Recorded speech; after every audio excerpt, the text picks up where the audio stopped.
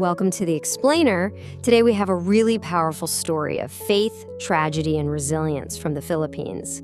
It's about a flame of religious freedom that was almost snuffed out, and the absolutely unlikely person who picked it up and carried it forward. So think about this. How does a church that literally started by accident survive the assassination of its founder? That's the incredible story we're getting into today. The story of the Unitarian Universalist Church of the Philippines and the woman who guided it through its absolute darkest hour. Now, to really get this story, we have to start not with Rebecca, but with her father. He was this incredibly curious and determined preacher on the island of Negros, way back in the 1950s.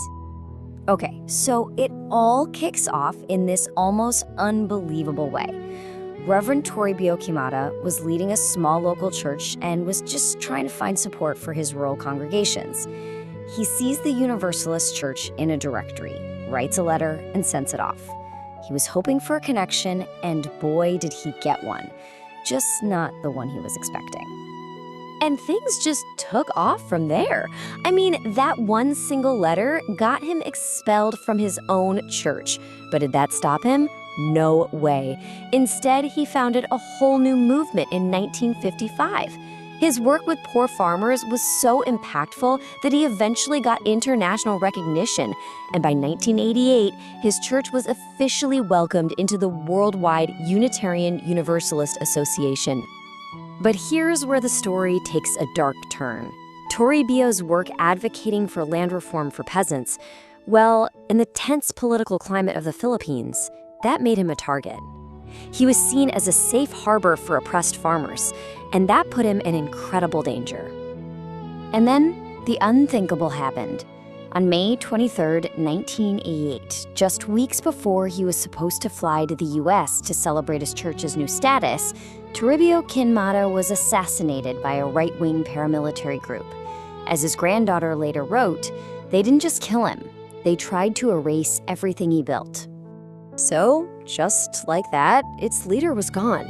Its most important records, hymn books, everything turned to ash. The small, rural church was just thrown into chaos. It really seemed like this incredible movement, born from a single letter, was going to end in flames. But out of the ashes of that tragedy, a new leader would emerge to carry that flame forward. And it was someone no one, including herself, ever expected. His daughter, Rebecca. You know, Rebecca herself said she never, ever saw herself in ministry. She called it a man's job. In the culture at the time, that was her father's world, not hers. This wasn't a path she chose for herself. It was a path that tragedy forced upon her. After her father's murder, she had to flee the Philippines for her own safety.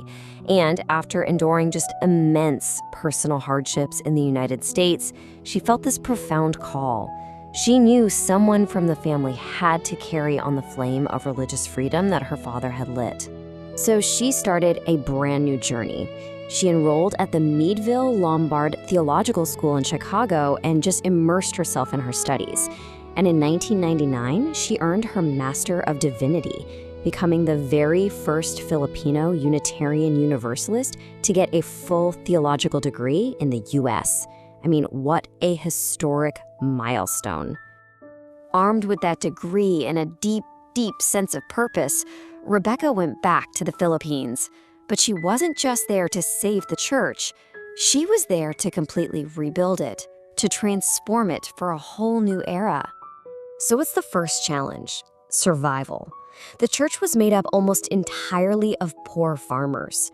Her solution was just brilliant. Build for self-sufficiency. She launched projects like a student dormitory and a mango farm to create a stable income, which meant the church wouldn't be totally dependent on outside help anymore. But her vision went so much further than just balancing the books. Rebecca kicked off what you could really only call a feminist reformation. Her father had been a champion for the rights of peasants. Rebecca took that vision and expanded it to put the rights and empowerment of women right at the center.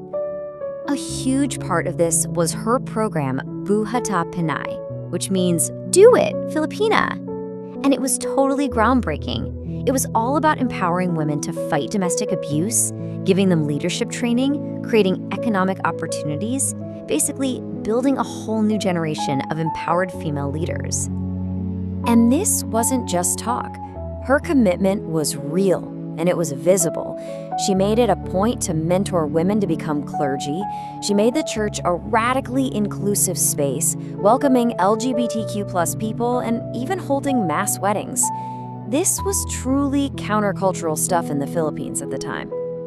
So by the time she retired in 2020, after leading for more than 2 decades, the church was almost unrecognizable from the fragile, traumatized institution she had inherited.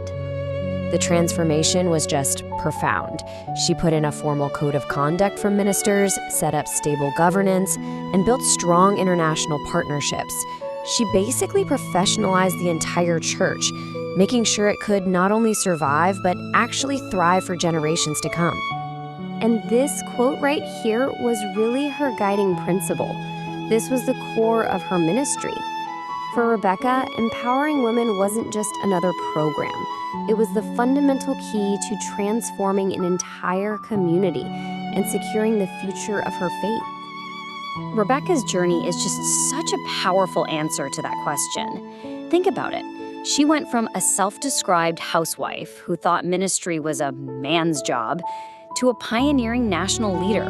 Her story just goes to show how one person's courage, born from an unimaginable loss, can pick up a flickering flame and make it burn brighter than ever before.